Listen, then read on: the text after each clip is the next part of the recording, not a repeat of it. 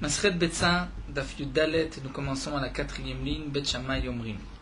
Nous commençons à la nouvelle Mishnah, Bet Shammai Yomrim, Bet Shammai nous disent, Tavlin, les épices, Nidochim, on peut les piler, Bemador Sheletz avec un pilon en bois.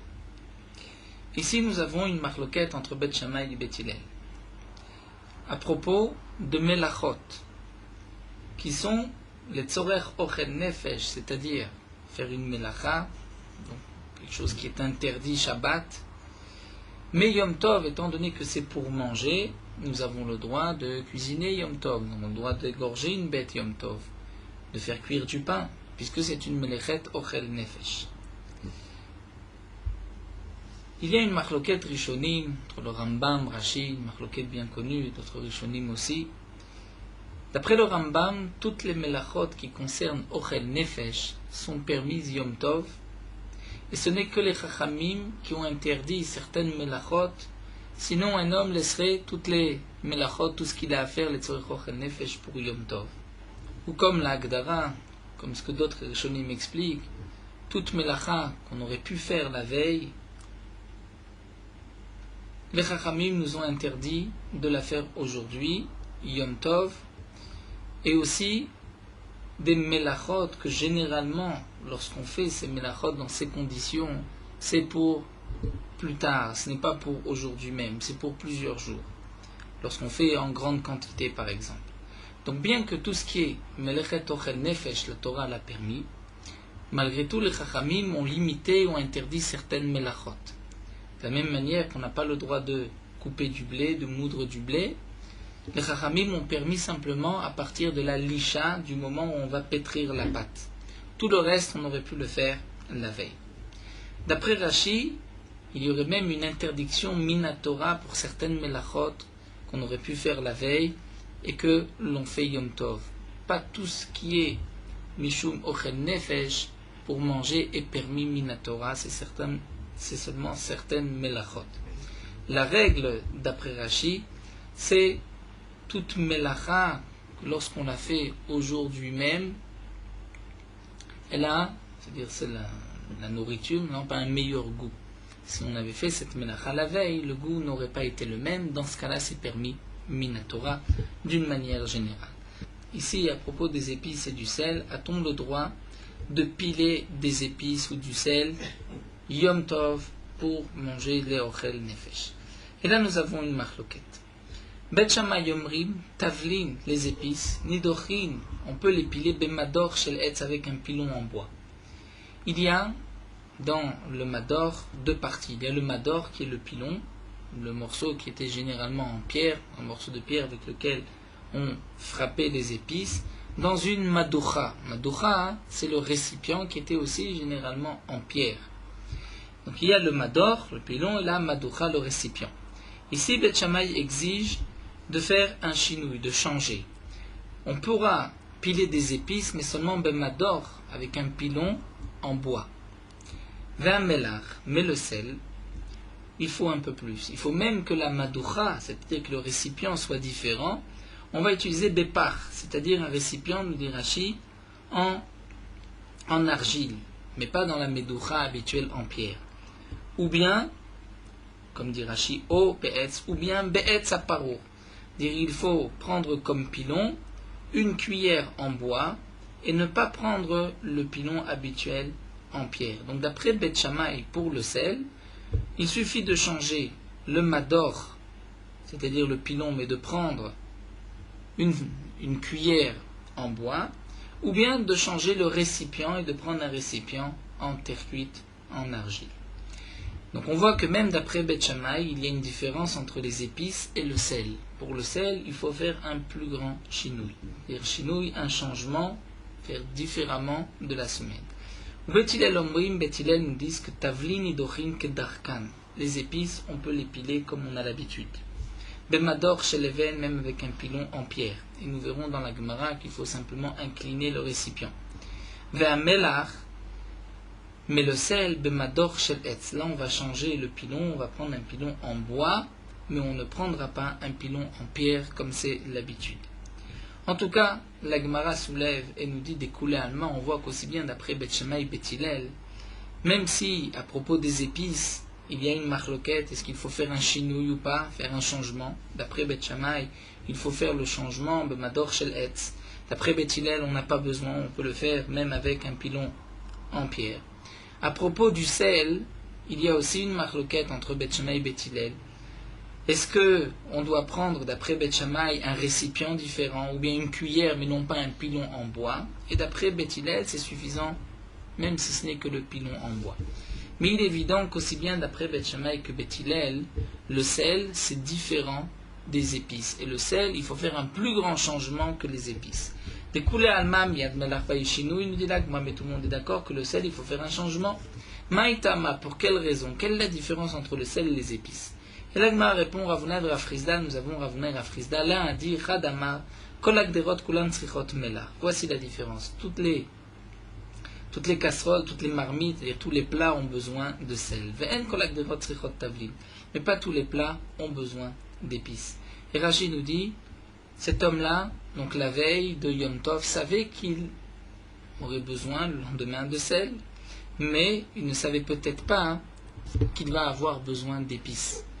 Donc, lorsqu'il a décidé de faire tel ou tel plat, et qu'il a besoin d'épices, il pourra piler Yom Tov, ses épices, avec les shinouïm que nous avons vus dans la Mishnah, puisqu'il ne savait pas hier quelle épice il allait avoir besoin. Donc il pourra piler ses épices d'après Beth Hillel normalement, d'après Beth Shammai avec un petit chinouille. Mais pour le sel, il faut vraiment faire un chinouille, puisque ça, il aurait pu le faire la veille. Et Khadamar est le second, puisque nous avons vu Ravuna et Chavrizda. L'autre dit, Kol tavlin mefigin taman, toutes les épices, lorsqu'on va les piler la veille, le goût va être moins fort. Le goût va être moins fort, les épices vont perdre de leur fraîcheur, de leur goût. Alors que melach, le sel, ena mefiga tama, le goût ne va pas être différent, ne va pas être plus léger. Donc le sel, on aurait très bien pu le faire la veille. Les épices, on ne peut pas. Voici la différence donc entre le sel, les épices, ou bien le sel. On sait qu'on a besoin du sel, puisque toutes les marmites, il y a besoin de sel, alors pour les épices, ce n'est pas toutes les marmites, pas tous les plats, ou bien encore, comme la deuxième explication, le sel ne perd pas de son goût, alors que les épices vont perdre de leur goût. Maï ben Nayou, quelle différence entre ces deux explications?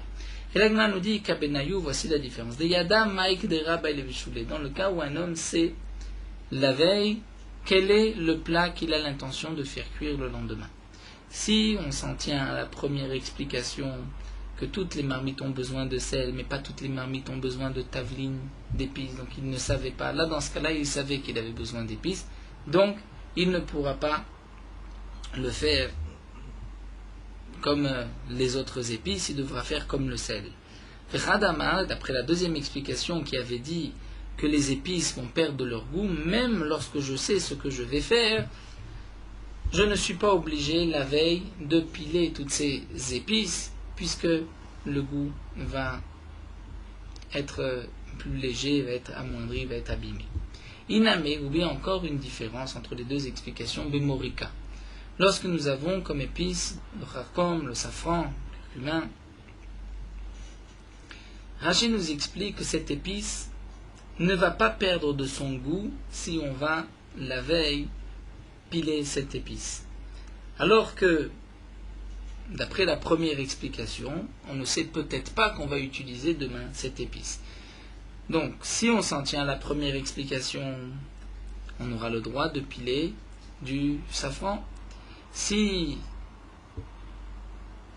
on s'en tient à la deuxième explication, puisque le safran, le kharkoum, ne va pas perdre de son goût, donc on n'a pas le droit de le faire comme toutes les autres épices, il faudra le faire avec un chinouille comme le sel. La Gemara continue. Amar Rabuda, Amar Shmuel, Rabuda nous dit au nom de Shmuel, Kol nidochin, tout ce qu'on doit piler, nidochin, kedakan, on peut le piler normalement, va filou melach et même le sel. Donc ici, Shmuel nous enseigne que le sel, on peut le piler normalement. La Gemara s'étonne, va, Martha, pourtant tu as dit dans la Mishnah que melach baïchinou, que le sel, il faut faire un changement. Il faut, d'après Beth Shammai, prendre une cuillère en bois, ou bien un récipient en terre cuite. Et d'après Beth Hillel, il faut un pilon en bois. Alors l'Agma répond, Shmuel pense ou des Amar Kaitana comme ce Tana des Tania, nous avons une braïta. Amar Rabmeir nous dit le Nechleku Beth Shammai Beth Hillel. Rabbi Meir nous enseigne que Bet Shammai et Bet Hillel ne sont pas en machloket à la nidochim sur les épices, sur ce qu'on veut piler chez nidochim kedarkan ou melach imaem. Que toutes les épices, on peut les piler normalement, ou melach imaem et le sel avec. C'est-à-dire le sel avec, en même temps, c'est-à-dire dans le même moment, comme c'est marqué à côté de sur le guillaume de Rashi, c'est-à-dire non pas qu'on va mélanger les épices et le sel, mais l'un après l'autre. L'onechleku, toute la machloket, c'est là les docha bifnatzma. Lorsqu'on veut piler le sel à part, comme les épices. Chez Bet Shammai omrim melach bepar ou be'etz haparur litzli aval lektera.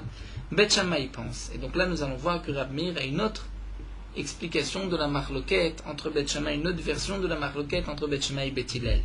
Et là, Rabbi Meir va nous dire que leur machloket, c'est de piler le sel tout seul. D'après Bet Shammai, le melach, le sel, il faut bepar, c'est-à-dire avec ce récipient en terre cuite, ou be'etz haparur ou avec la cuillère en bois. Mais letzli, c'est-à-dire lorsqu'on veut en prendre une petite quantité, comme la quantité qu'on a l'habitude d'utiliser, un peu de sel lorsqu'on veut faire griller de la viande. Avalolekdera, mais si on veut prendre autant de sel pour cachériser de la viande, pour pouvoir ensuite faire cuire cette viande, donc une cachérisation normale où on met beaucoup de sel, ça on ne pourra pas le faire puisque on prend beaucoup de sel. Donc on va piler beaucoup en une fois. Ou Bet Hillel omrim, et Bet Hillel disent bechol davar, c'est-à-dire bechol davar, on peut avec n'importe quoi, bechol davar, piler du sel. Et la Gemara s'étonne, bechol davar salkadata, est-ce qu'on peut prendre n'importe quoi pour piler du sel? Même quelque chose qui est mouktsé, c'est évident que non. Et la Gemara dit non pas bechol davar avec n'importe quel outil, n'importe quel pilon, mais l'école d'avar, c'est-à-dire pour toute utilisation, c'est-à-dire, nous dit Rashi, même l'ikdera, même lorsqu'on veut prendre beaucoup de sel, autant de sel qu'on a besoin pour cachériser de la viande, nous avons le droit, et Rashi rajoute et nous explique même kedarka, c'est-à-dire d'une manière habituelle. Donc on voit que d'après Rabbi Meir, Bet Hillel pense que le sel, on peut le piler Yom Tov autant qu'on veut, et aussi d'une manière habituelle, sans aucun changement, ni dans le pilon, ni dans le récipient. Donc, nous reprenons ce que Rabbi Yehuda a dit au nom de Shmuel. Tout ce qu'on peut piler, tout ce qu'on veut piler, on peut le piler normalement, et même le sel, c'est effectivement d'après Bet Hillel, comme l'a expliqué le Rabbi Meir. Amarle Ravacha Bardela le Baré, Ravacha Bardela dit à son fils, et là nous allons voir que même d'après Bet Hillel, il faut faire un petit changement en penchant un petit peu le pilon. Kidayarta, lorsque tu vas piler du sel, nous dit Rashi, atzle atzlouye vedor, penche un petit peu tout ce récipient et le pilon, vedor, et tu vas écraser, tu vas piler. Donc Rashi nous explique, lui pense comme Shmuel, qu'on peut le faire normalement avec un mador en pierre, mais il faut faire un petit changement. Rav Sheshat nous raconte la Gemara, Shama kol buchna. On va voir que Rav Sheshat avait une ouïe très fine. N'oublions pas que Rav Sheshat, comme nous rapporte les Mefarshim, était aveugle, et donc le Chush Hashmiya, lui, était plus développé chez Rav Sheshat que chez un autre, et Rav Sheshat a pu faire la différence avec, comme nous allons le voir, en entendant un son, de savoir exactement comment on a pilé telle ou telle chose. Rav Sheshat Shama Kal Buchna, Rav Sheshat a entendu le son d'un pilon, qu'on était en train de piler quelque chose. Amar, il a dit Haylav migave de bétail. Ça ne provient pas de l'intérieur de ma maison, parce que ça j'ai interdit. J'ai interdit, là il s'agit de quelqu'un qui a pilé du sel dans un mador en pierre, avec un pilon en pierre, dans un récipient en pierre, et il n'a pas penché le récipient. Demande la Gemara Vedima Atsu Yatzle, peut-être qu'il l'a penché. Comment Rav Sheshat peut savoir est-ce qu'il l'a penché ou pas? La Gemara répond des Shamed Avet Salil Kale. Rav Sheshat a entendu que le son était clair. Et donc, Rav Sheshat a compris, en percevant exactement le son, que le pilon était debout, normal. Vedilma Tavlina. Vous me demandez la Gemara peut-être que c'était des épices et non pas du sel. La Gemara dit non. Pourquoi? Tavlin nevouche menavar kalayou. Les épices, elles aboient, on peut traduire nevouche navar. Et les épices font un bruit lorsqu'on les écrase, et ce bruit-là, Rav Sheshet ne l'a pas entendu. Donc Rav Sheshet était sûr que c'était du sel. Donc là, on avait pilé du sel avec un mador, une madoucha en pierre, sans pencher. Ça, Rav Sheshet a dit, ça ne vient pas de chez moi parce que j'ai interdit. Tanu Rabbanan, Nagma nous rapporte une braïta. En osim tisni. On ne fera pas de tisni. Que signifie tisni? Rashi nous rapporte l'agma dans Mouet Katan. C'est un plat qu'on avait l'habitude de faire à base de blé qu'on avait cassé en 4. Donc on avait cassé le blé en 4, c'était tisni. Rashi rapporte qu'il y avait aussi chilka et daïsa. Ça c'est lorsque on va briser le grain de blé en 2 ou en 3. Lorsque c'est en 4, c'est tisni. Enosim tisni ven kochim bemarteshet. Donc la Braïta nous dit, Yom Tov, on ne pourra pas casser le blé en 4. Rashi nous dit, puisque c'est un torach gadol, c'est fatigant, c'est un effort particulier. Ven kochim bemarteshet, on ne pourra pas piler moudre dans une marteshet. La marteshet, c'est la même chose que le mador, la madoucha, mais c'est plus grand. C'est une sorte de pilon plus grand, plus important que la simple madoucha. Alors la Gemara s'étonne et demande tarté, c'est-à-dire dans cette braïta, on nous rapporte 2 dinim qui a priori n'ont aucun lien l'un entre l'autre. Lorsqu'on dit enosim tisna, donc je comprends que c'est de couper le blé en 4, mais si je le coupe en 2 ou en 3, j'ai le droit. Ensuite, lorsqu'on dit on ne peut pas utiliser une martéchet, on ne peut pas piler, donc on ne peut rien faire. Alors la Gemara répond à Chikam. En vérité, il n'y a pas de contradiction. Voici ce que la Braïta veut dire. Mata'am, c'est-à-dire, la Braïta ne donne pas 2 halachot, mais la seconde est la raison de la première. Mata'am enosim tisni. Pourquoi on ne fait pas de tisni? Pourquoi on ne peut pas casser le blé en 4? Les fichen kochim be martéchet, parce qu'on n'utilise pas la martéchet pour briser, pour casser le blé. Alors demande la Gemara velema, en kochim be martéchet. Donc le Tana aurait très bien pu se suffire à cette phrase-là, dire un kochim ben martéchet, et donc je sais que c'est évident que je ne peux pas briser le blé en 4. Seulement nous dit l'agma itanen kochim ben martéchet. Si le Tana avait enseigné juste cette phrase, on ne peut pas utiliser la martéchet pour piler avant, mais là j'aurais pu croire animer les martéchet gdola. C'est seulement une martéchet qui est grosse, qui est grande.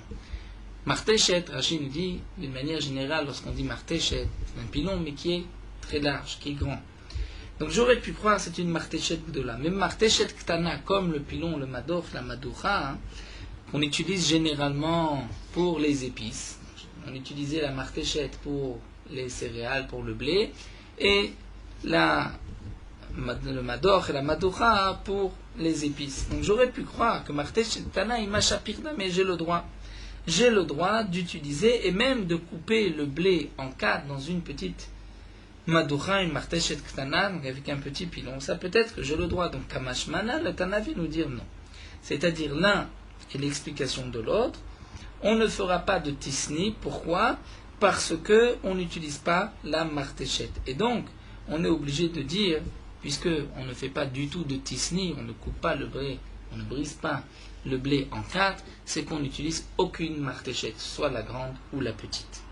Alors la Gemara s'étonne et demande Vatania, pourtant nous avons une braïta, c'est marqué une kochim be martéchet gdola, aval kochim martéchet kana. Nous avons une braïta mefureshet qui dit qu'on ne peut pas utiliser la grande martéchet, mais la petite on peut l'utiliser. Rashi nous explique pourquoi, parce que c'est aussi une sorte de chinouille, c'est différent de la manière habituelle, étant donné que la martéchet ktana, la petite mador madoucha, n'était utilisée que pour les épices, et là on va l'utiliser pour le blé.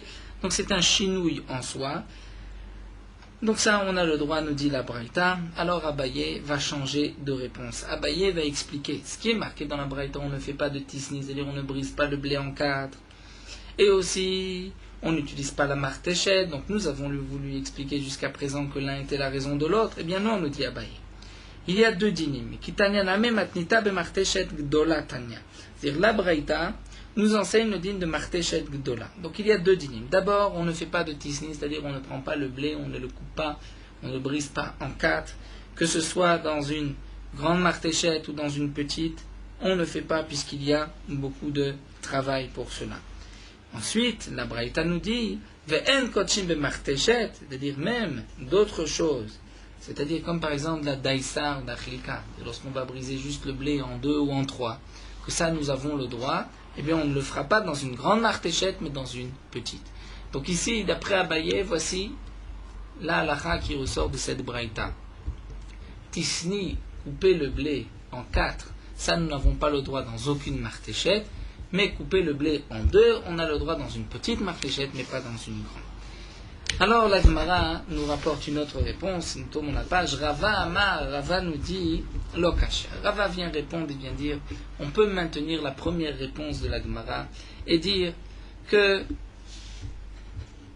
la deuxième halakha est la raison de la première. C'est-à-dire on ne fera pas de tisni, on ne coupe pas le blé en 4. Pour quelle raison? Parce qu'on n'utilise pas la martéchette, que ce soit une grande ou une petite. Alors c'est vrai que nous avons une braïta qui nous dit qu'on n'utilise pas la grande mais la petite martéchette, type bilon, on peut l'utiliser. Ça répond Rava, Halan ve'aleu, tout dépend pour qui.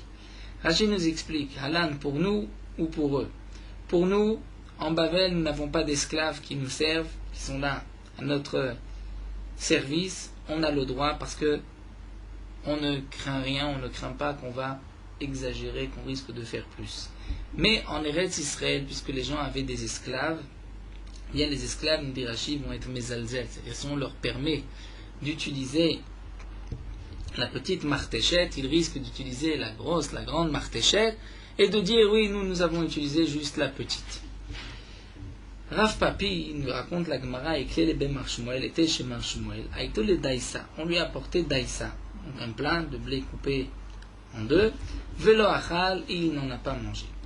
La Gemara demande mais pourquoi? Dima ve Martéchek Tana. Donc c'est vrai que c'était Yom Tov, il n'a pas voulu en manger parce qu'il s'est dit ils ont dû briser le blé Yom Tov. Demande la Gemara Dima ve Martéchek Tana. Peut-être que ça a été fait avec une petite martéchette. Et la petite martéchette, nous avons vu que nous avons le droit. Alors la Gemara répond de Chazier de Aved Dayek Tfe. Rav Papi a vu que il avait été bien coupé. Et ceci ne peut pas se faire avec une petite martéchette. C'était bien coupé, donc il s'est dit ça, ils ont certainement utilisé la martéchette Goudola.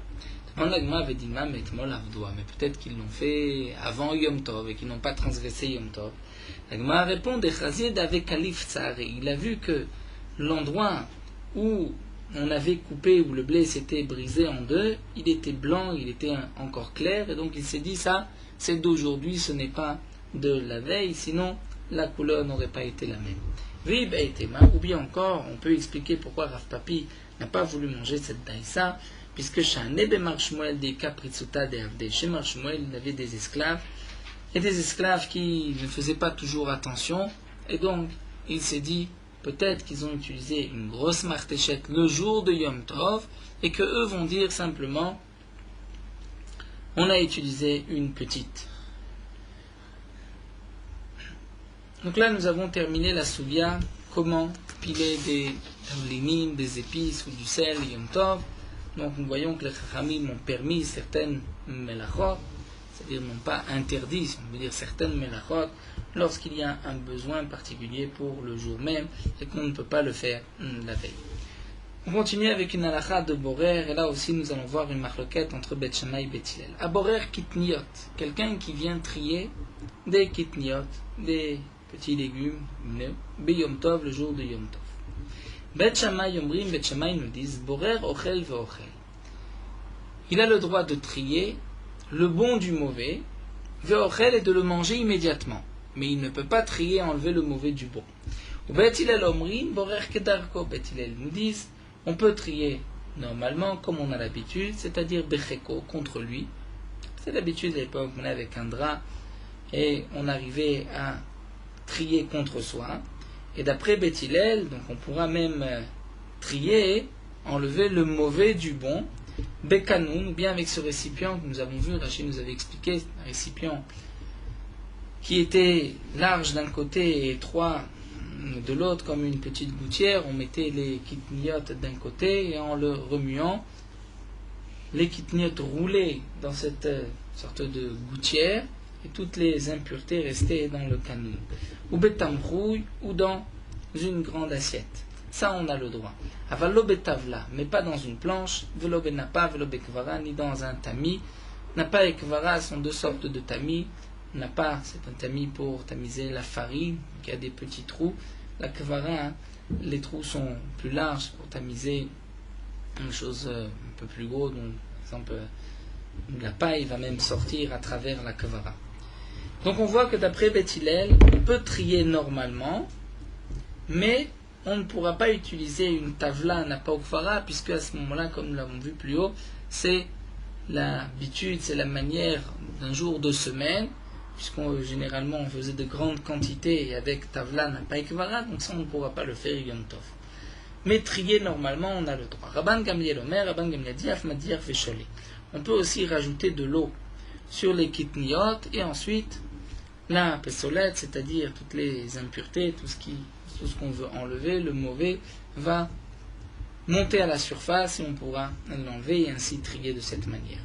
Et la Gemara va nous expliquer notre Mishnah. Tanya, nous avons une braïta, Rabban Gamliel a dit, Bamed Varim Amurim, quand est-ce que ce que nous avons vu dans la Mishnah que Beth Hillel permet d'enlever le mauvais du bon, c'est seulement Kshaochel Merubah à l'absolète, lorsqu'il y a plus de bon que de mauvais. Donc il suffit juste d'enlever le mauvais, il n'y a pas trop de fatigue. Aval Psolète Merubah à la Ochel, mais lorsqu'il y a plus de mauvais que de bon, d'ivra Konotel et Ochel manière t'absolète, tout le monde est d'accord. La même Beth Hillel sont d'accord que je vais enlever le bon du mauvais. Pourquoi? Parce que si j'enlève le mauvais du bon, je vais avoir plus de ticha, plus de fatigue. Seulement demande la Gemara, Psolète Merubah la Ochel Mikaman Neshare, s'il y a plus de mauvais que de bon. Donc tout ce que nous avons devant nous va prendre un statut maintenant de mauvais, de mouktsé, que je ne peux pas trier, je ne peux pas utiliser, puisque Rachid nous explique, le bon qui est une minorité va se fondre, va s'annuler dans la majorité qui est la obsolète. Donc, comment comprendre Rabban Gamliel? Rabban Gamliel vient dire, lorsqu'il y a plus de obsolète que de ochel, que de bon, plus de mauvais que de bon, s'il y a plus de mauvais que de bon, on ne peut pas toucher toutes ces kitniat. La Gemara explique, voici qu'est-ce que Rabban Gamliel a voulu nous dire, le tzricha de nafish beticha vezuta beshiura. On va dans le cas où il y a effectivement plus de fatigue, mais il y a moins de shiur, c'est-à-dire le bon est plus gros que le mauvais. Donc il y a Nafish, lorsque Rabban Gamliel a voulu faire cette différence d'après Beth Hillel, quand est-ce qu'on peut trier le bon du mauvais, quand est-ce qu'on doit prendre le mauvais du bon, c'est bien sûr lorsque dans la quantité, dans le volume, il y a plus de bons que de mauvais. Donc ce que nous avons devant nous n'est pas interdit, n'est pas mouktsé, mais que signifie psolet meruba, c'est-à-dire qu'il y a plus de ticha parce que la psolette est plus petite et qu'il faut aller la chercher. Puisqu'il faut aller la chercher, il y a plus de fatigue. Donc là, Rabban Gamliel vient nous dire que même d'après Beth Hillel, on ne prendra pas le mauvais du bon, mais on devra prendre le bon du mauvais pour diminuer l'effort, diminuer la fatigue. Donc ça, c'est l'explication de Rabban Gamliel. Beth Hillel permet de trier lorsque le tri de prendre le mauvais du bon est facile.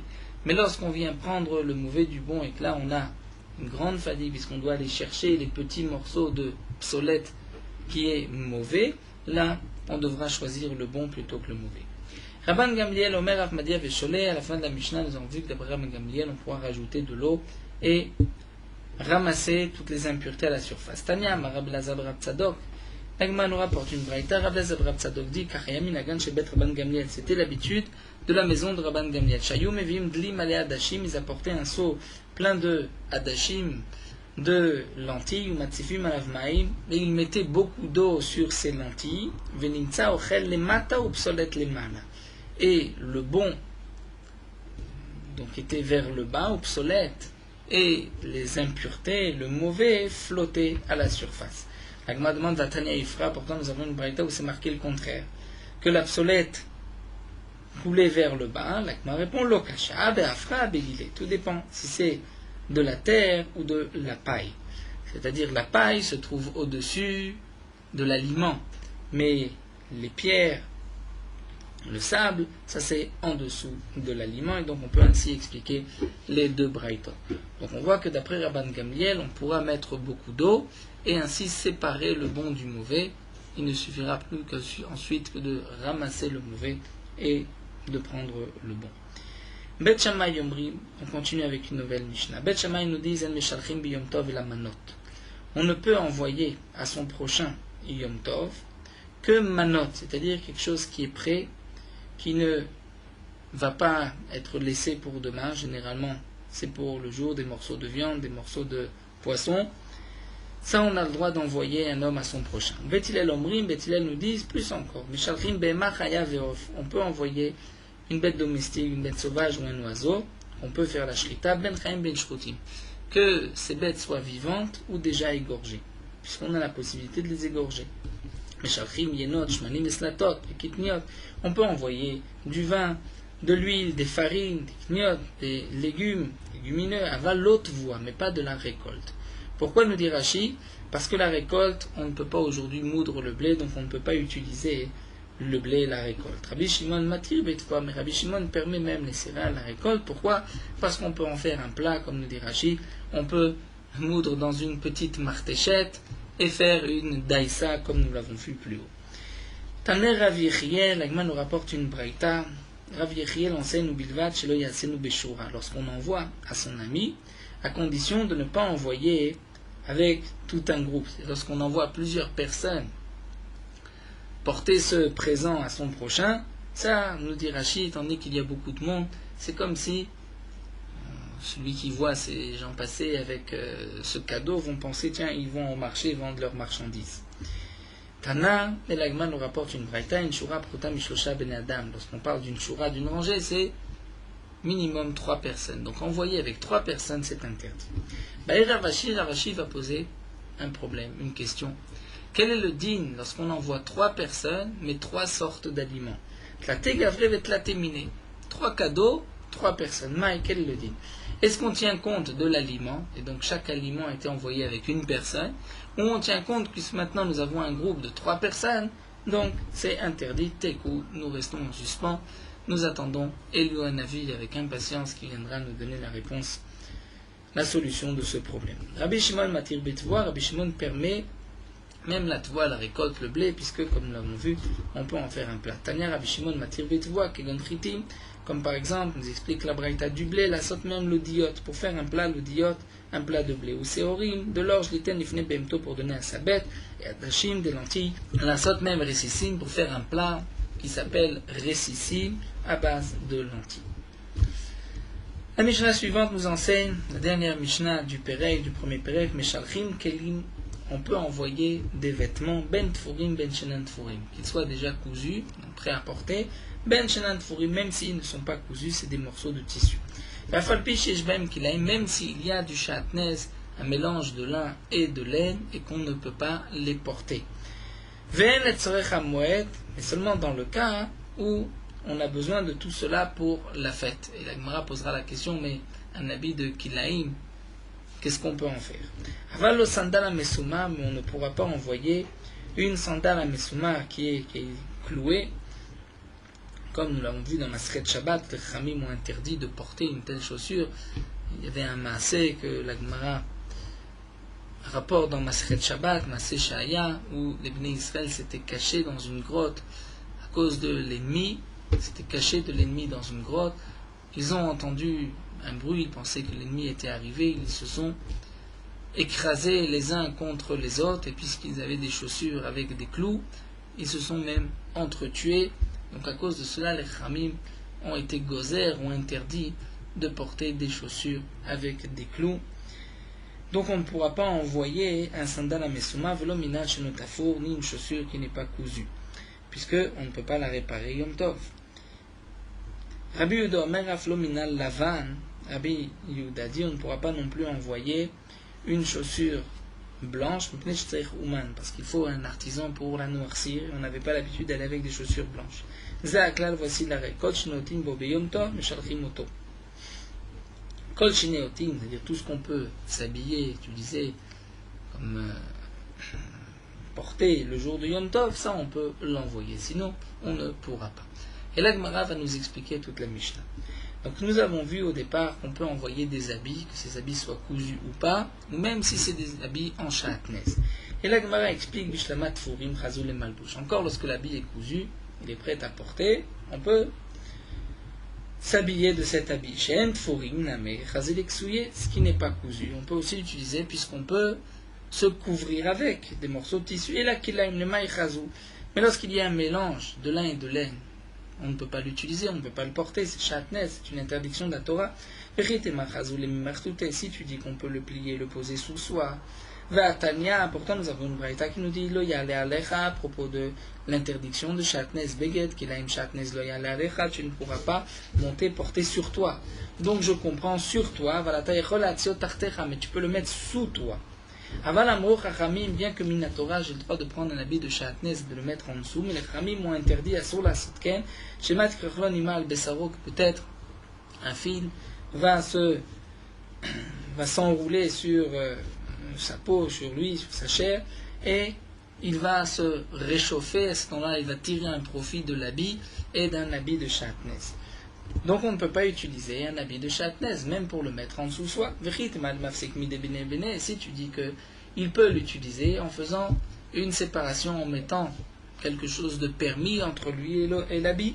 Rabbi Shimon ben Pazi, Rabbi Shua ben Levi, mais pourtant Rabbi Shimon ben Pazi avait au nom de Rabbi Shua ben Levi, au nom de Rabbi Yosef ben Shaoul, Amar Rabbi au nom de Rabbi, Mishum Kala Kadishat Birushalayim, au nom de l'assemblée, de la sainte assemblée de Yerushalayim, que Afilu Eser Matzaot Zoal Gabzo, même si on va mettre 10 draps, 10 morceaux de tissu l'un au-dessus de l'autre, Vekilaim Tartem, il y a un habit de Kilaim, de lin et de laine tout en dessous, Asur Lichanalem, nous avons l'interdiction de dormir dessus.